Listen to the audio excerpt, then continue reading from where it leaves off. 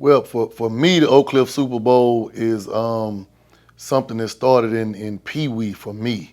When it's you say the Redbird Raiders, the Redbird Mustangs, and the Oak Cliff Chiefs and the Oak Cliff Redskins. So that's where it started with me.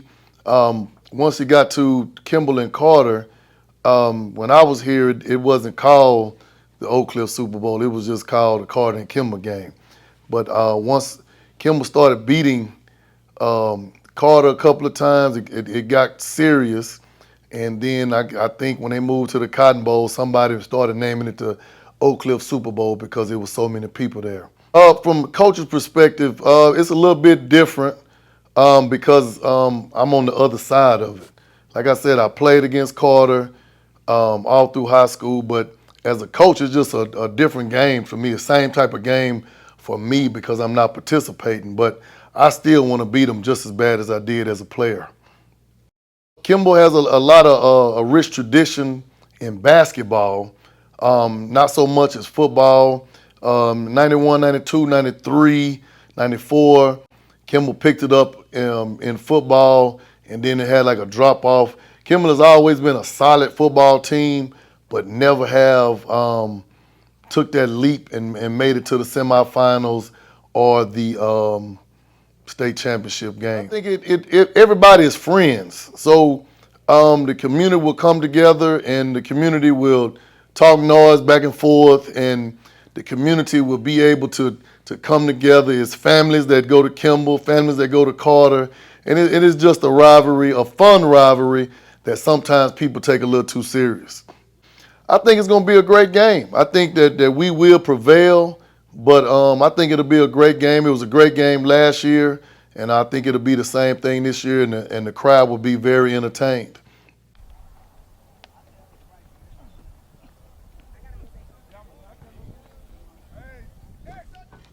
Oak Cliff Super Bowl, legendary. A lot of legends that have came through the city of Dallas, Oak Cliff especially, from football players, you know, the greatest running backs, greatest wide receivers, DBs you ever see in the country. Oh, Kimball, the K, legendary again. One for basketball, state champions.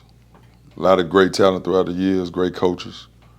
And then, football, we're trying to bring that back now. I think it means a lot. You know, a lot of kids who don't know about it in this era. You know, a community of a lot of strong black people, middle class, wealthy, coming together to support. You know, we got a real large church base over here in this area, so it's real big for the community. My most memorable Super Bowl one was the class of '92, which I was supposed to be at Carter, but I didn't go. I went to Hillcrest and Kimball won. They beat Carter that year, and I had a lot of homeboys on both sides that played, and it was a great game. But that was a game that Kimball beat Carter for the second time, back to back.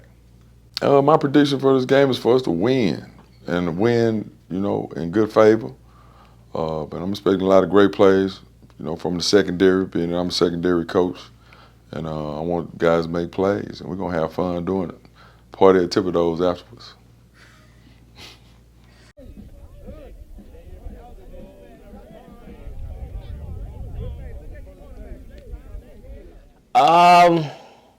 It's really like it's like a neighborhood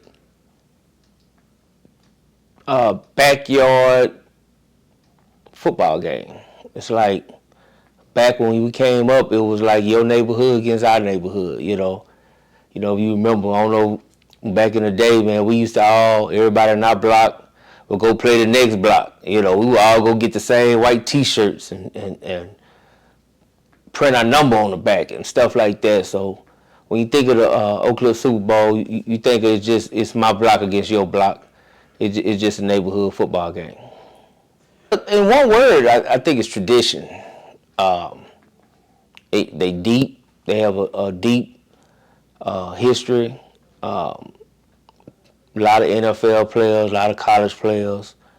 I think that's the one word. A legendary coach. So yeah, tradition. Hoop dogs. They have a big tradition too. It's just not football, but they have legendary coaches and a deep, rich tradition. I think this year's team, I don't really see a whole lot of difference. I see maybe one is more of a running team.